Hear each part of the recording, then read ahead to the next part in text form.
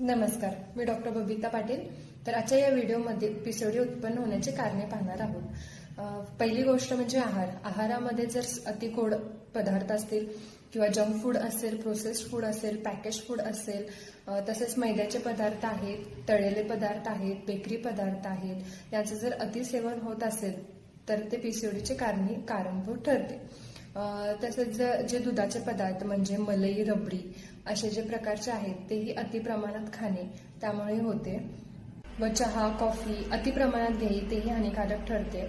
तसेच अति प्रमाणात जेवणाची सवय असेल, जेवण झाले तरीही आणि काहीतरी खाण्याची सवय असेल, तासाला खाणे, काहीतरी तोंडात टाकणे हे देखील हानिकारक ठरते. तसेच दुसरी गोष्ट म्हणजे विहार म्हणजे लाईफस्टाईल.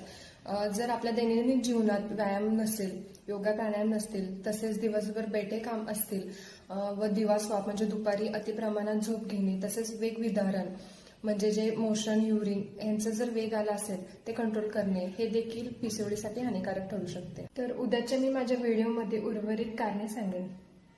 धन्यवाद.